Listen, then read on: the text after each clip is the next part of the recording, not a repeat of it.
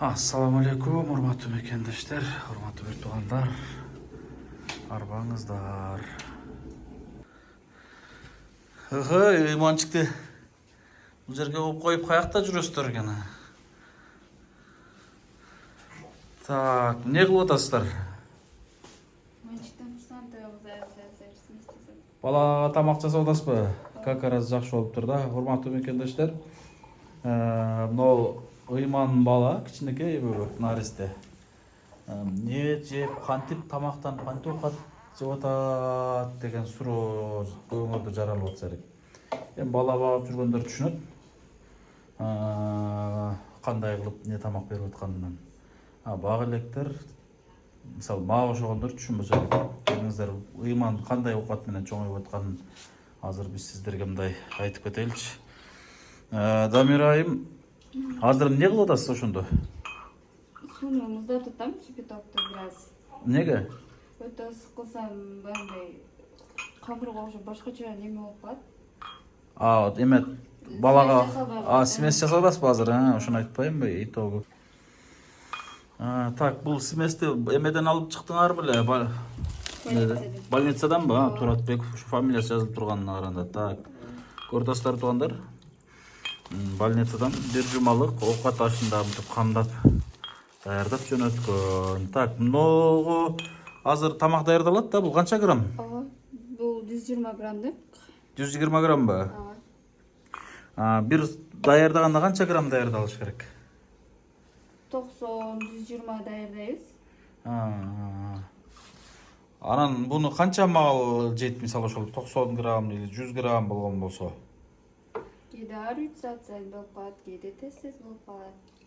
Ар 3 саат сайын ушуну даярдап бересиздерби? Ооба. Азыр канча грамм даярдап атасыз? Азыр 90 граммбы? 90 граммга 3 ложка салабыз. 3 ложка? Молдун аты эмне дейт эле? Смесь дедиңизби? Нутрилак. Не деген? Нутрилак. Бул больница магазиндерде бар, Ооба, бар магазиндерде. Биздин больницада Так, мол эме өзүнүн граммы барбы? Ону сала турган, Ооба, мындай ложкасы болот. Ложкасы деген өзүнүн граммы менен, Ооба. Так, үчөөнү салат экенсиз. Немеде жанагы больницада арат өрүлгөн бөлүмдө да ушундай даярдалып турабы дайыма? Ооба. Даярдап балдарга беребиз. Ар бир балага? Ооба, энеси барлар өздөрүнүн сүтүн алып келет. Мына азыр сиз канча 90 грамм даярдап атасызбы? Ооба. Азыр көп ысык болуп калган, Сапарга чыкканда кандай кылабыз? Мисалы азыр сиз тефаль менен кайнатып даярдап атпайсызбы? Сапарда, жолдо биз кандай кылып аттык? Биз мындай термозго куюп алабыз. Ушул термозда. Ооба. Бул термоз канча жолу ошол эмени заготовка кылып берет? Мына малютка деп коебу ушуну, мынаны? Ооба, 2-3 жолу кылып берет. 2-3 жолубу, Бүгүн кечке немеден Астанадан Алматыга самолет менен келдик. Алматыдан Бишкекке келгенче бир термоз жеттиби? Ооба, жетти. Жеттиби? Азыр ысык болуп калыппы, муздатып атасызбы? Ооба, азыр ичиндегисин аралаштырып. Аралаштырып даярдаппы? Мына ушундай туугандар. Так, сиз даярдай бериңизчи, мен ыйман боюнча. Урматтуу мекендештер, биздин ыйманчык балабыз. Биз ыйманды көп мындай көрүп, мээримизди төгүп, сагынычыбызды таратып алайлычы. Себеби эртеңки күнү бул ыйман каяка кетет, апасап кетеби? Же дом малюткага кетеби? Кыскасы каяка кетсе да биз тез көрө албай калышыбыз ыктымал да, ошон үчүн. Мына ширин баланы карагачы. Уктай эле берет экен. Уктаганда дагы чоң баладай коңурук тартып уктаганын айтсаңар. Коңурук тартып уктайт экен. Урматтуу туугандар, биз буюрса Астанадан Алматыга учуп, Алматыдан Бишкекке жаңы эле түштүк. Жаңы эле келдик. Алматыдан бери такси менен келдик. Кечигип Жалал Абадга күндүз эле рейстер болот, самолеттор. Анан Ошко дагы акыркы рейс ушул жети канчада деп атты, ага да жетишпей калдык. Эртең менен таң атпай саат 8ге рейсибиз бар. Жалал Абадга билет калбай калган экен, Ошко учутабыз. Биз Кыргызстандын ичинде дагы ушул ички каттамдарда самолет менен жүрүп атканыбызды дагы туура түшүнөсүздөр деп ойлойм. Анткени бул жаш бала, 3 айлык бала менен жолдо таксиде жүрүш кыйын да. Аргасыз Алматыдан Бишкекке такси менен 4 саат 5 саатта келдик. Анткени ал жактан бул жакка такси жок биринчиден. Экинчиден билет дагы аябай эле кымбат, өтө элечи. Мына ушундай. Анан сиздер көбүңүздөр сурап атасыздар да, эртең бул бала каяка кетет, эмне болот, дом малюткага барабы, эмне болот, мага берип койсо болбойбу деп көбүңүздөр сурап атасыздар да. Эми туугандар, бул баланы сиздер эле эмес, мисалы мен деле багууланга даярмын. Мына медайымдар деле мисалы мерими түшүп багууланга булар деле мындай кусадар да. Бирок мыйзам буга жол бербейт, туугандар. Бул официально апасы документально отказ жазып бере элек. Отказ берилгенде баланы больница эмес, больницадан Жалал Абад шаардык соцзащита алат да, өзүнө алып туруп соцзащита дароо дом малюткага алып барып тапшырат. Негизи мыйзам боюнча ушундай экен. Сиздер ушуну мындай эсиңиздерде сактап калыңыздарчы суранычы. Улам бизге кайрылып, ушул баланы алып бербейсиңби, жардам бербейсиңби дебейчи. Бул бала мындай игрушка эмес да, бул мамалак эмес. Бул адам. Ошон үчүн сиздер туура түшүнүңүздөр. Так, Кудайга шүгүрлөр болсун, урматтуу мекендештер. Ушул операциябыз ийгиликтүү аяктады. Кудай кааласа көз көрүүсүн сактап калалдык деп үмүтүбүз чоң. Врач мына ушундай жакшы бир үмүт сөздөрүн айтты. Кудай кааласа жакшы кароого гана зависимый экен, кароого гана байланыштуу экен. Жакшы каралса, бала жакшы кароо болсо, Кудай кааласа бул көз көрүүсү сакталат деп айтты. Кароо жакшы болуш керек деди. Бирок негизги операцияны мына Астанада жасатып келатабыз, жасатып келдик. Кудай кааласа буга чейин да ошол лазерный укол операциялар жасалган. Мындан кийин дагы бир көзүнө азыр операция жасалды, экинчи көзүнө балким лазерный операция жасалып калышы ыктымал экен. Ушундай эме, сиздерге чоң рахмат, жардам берген эл журтубузга рахмат, баарыңыздардан Алла ыраазы болсун. Ушу бала баарыңыздардын да жүрөгүңүздөргө отурукташып, жүрөгүңүздөргө бир орун алды окшойт, баардыгыбыздан эле. Негизинен ширин бала экен. Ата энеси деле көрүп атса керек. Мен кабарым жок, байланышпай атам. Көрүп атса керек. Ата энеси деле бүгүнкү күндө сүйүнө тургандай чоң даража деңгээл болуп атат да. Эмнеге? Анткени мына азыр дом малютка даяр болуп калды да. Буну мен канча бир жума 5 күндөн бери бала менен, бул медайымдар менен кошо жүрүп, кантип даярдалып, кантип берилгенин өз көзүм менен көрүп атам да.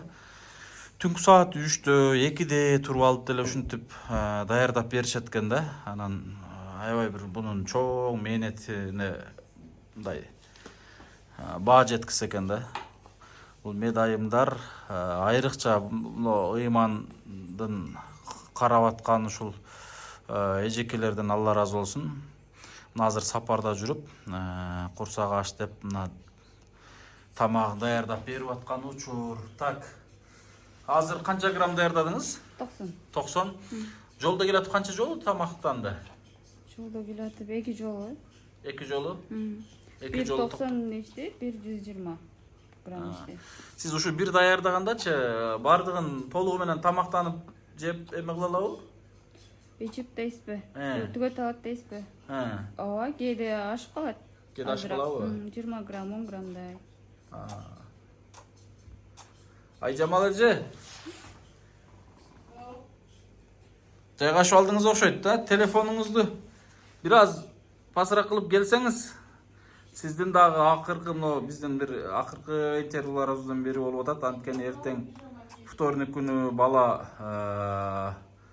вторникке калбайт деп атат Айжамал эже. Эртең понедельник өт документтер даяр болуп, бала балким апасы алып кетет, балким дом малюткага тапшырылат экен. Ошон үчүн бул балага ушул медайымдардын мээнетин, эмгегин мен ушул көргөзгүм келди да. Өтө чоң мээнет болот экен. Кечкурун түнү менен эле уктабай ыйлап чыкты окшойт, Ооба. Неден улам ыйлаганым неден болот? Күндүз уктабайт экен, түндөсү. Кээде ичтери ооруп калат. Ичим неден ооруйт? Тамагы туура эмес даярдан аламбы же шамалданбы? Жок.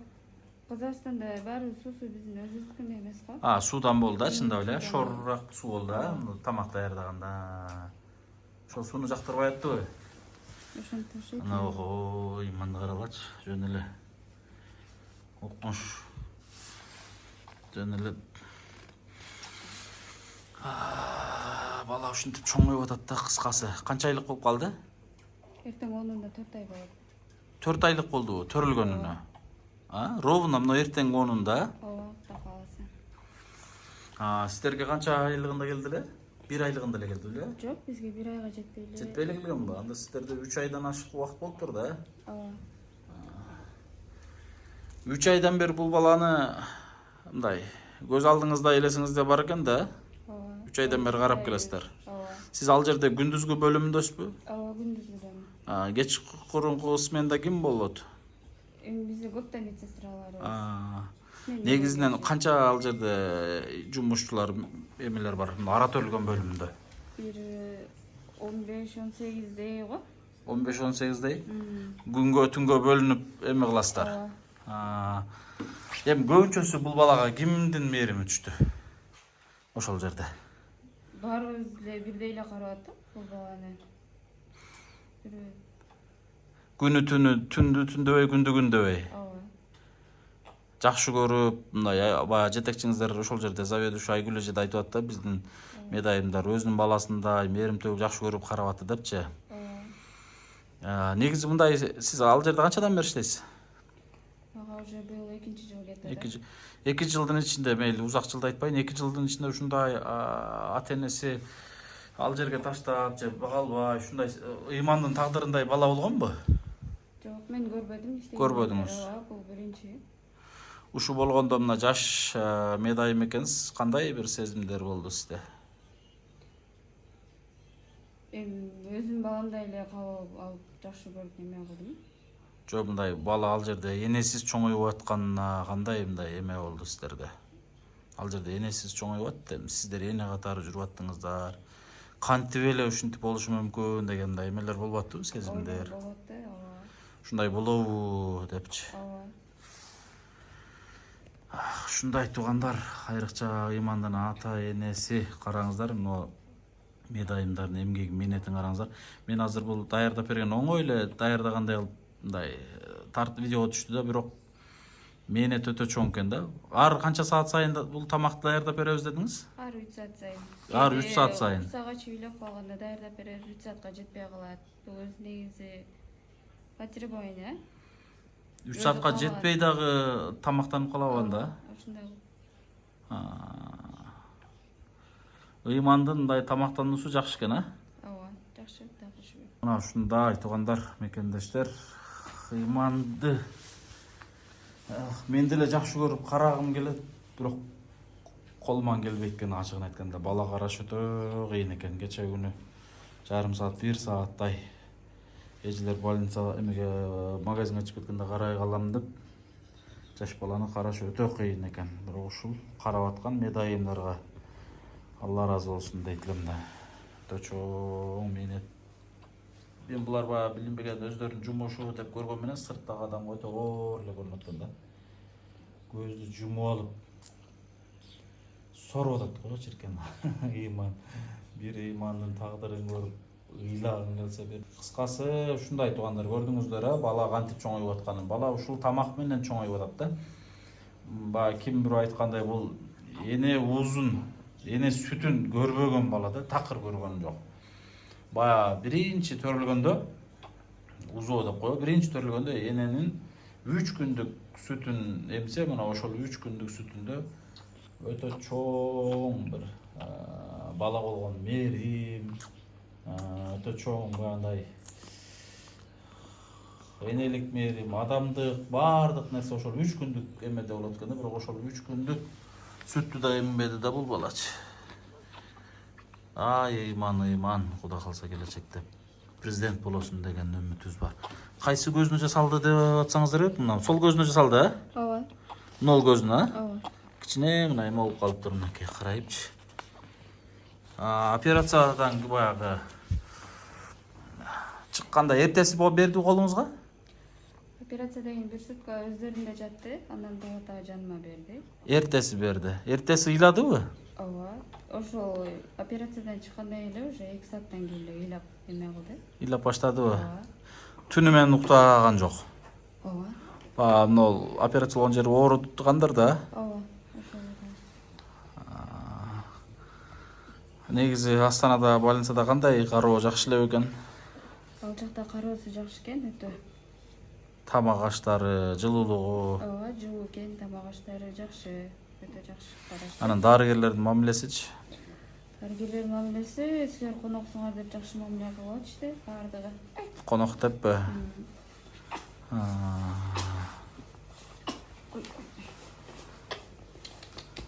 Так канча вес канча болуп калды экен? Тартты тартпадыбы? Веске тартканда 3 килограмм 210 чыкты. Анда 4 килограммга жакындап бараттыр, 3,5га жакындап калыптыр, э? Ушундай туугандар, айта берсе сөз көп. Ыйман, сиз кабарыңыз жок да, эртең понедельник биз Жалал Абадка барганда бала эмне болот, кандай болот, каяка кетет, кабарыңыз барбы жокпу? Жок, кабарым жок. Кабарыңыз жок. Эми бирок понедельник болбосо да вторник бала балким алып кетсе, апасы алып кетет. Болбосо дом малюткага тапшырылса, кандай бул балага сиздер көнүп калдыңыздар да? Ооба, көнүп калдык, эми алып кетсе кандай болот билбедим. Кадимки жумушуңуздарда эле, бирок ичиңиздер мындай сыздап, эмне болуп атат экен бала деп ой болсо керек, күнүнө бир ойлонуп, э? Ооба, болот. Бардык дарыгерлер эле ошол жердекилер мындай бул баланы дароо жумушка келгенде эле ыйман эмне болуп атат деп бири-бириңиздерден сурап калган күндөр болобу? Ооба, болот. Дайымыз мен алмашканда ыйлап калат бул. Балабы, сиздердин келгениңиздерди билип. Ооба. Анда сиздердин эле балаңыздар болуп калыптыр. Бул балаңыздарды канчалан адамдар биз багып алат элек деп атат. Ошон үчүн жакшы ниет кылыңыздар, караңыздарчы, эмне деген сонун ширинтай бир балаңыздар бар. Бул балаңыздар аркылуу сиздерге Аллах Таала неаматты, дөөлөттү берип койгондур балким.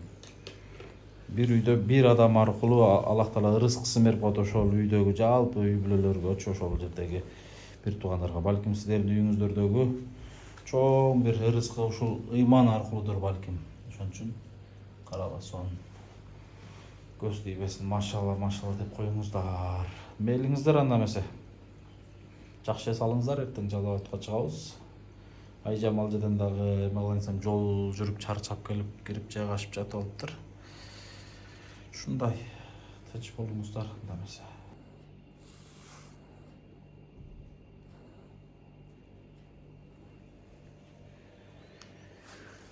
Туугандар, бул кадимки чоң адамдай болуп уктап аткан майкалдашпарбы? Коңур тартып, дем алып. Негизи адам баласы эненин курсагында 3-4 айлык болгондо кадимки жан кирип, жүрөгү сого баштайт.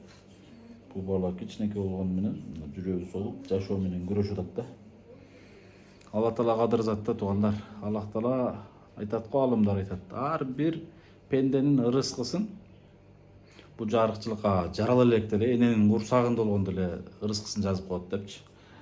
Мына ушул баладан үлгү алыңыздар дейт элем да. Мисалы биз эртеңки жашообуз эмне болот, тирилигибиз кантет, кандай болот деп проблема кылып алабыз го.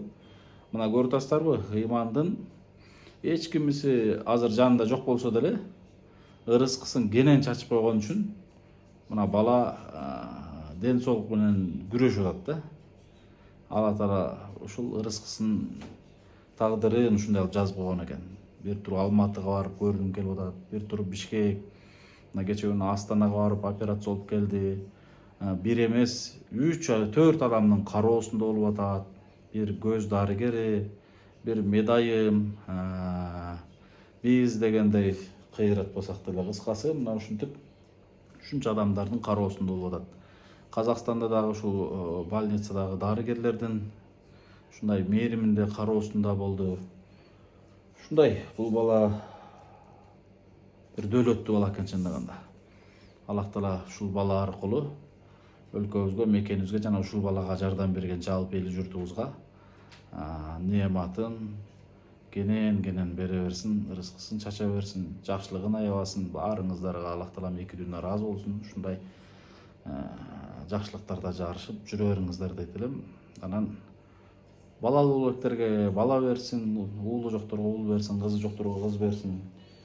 Бизге окшогондорго дагы Аллах таалам ушу ыймандай болгон мыкты уулдарды бериштикти Аллах таала насип кылган болсун. Балким ушул себептин аркасында бир жакшылык жатар иншалла. Я козу.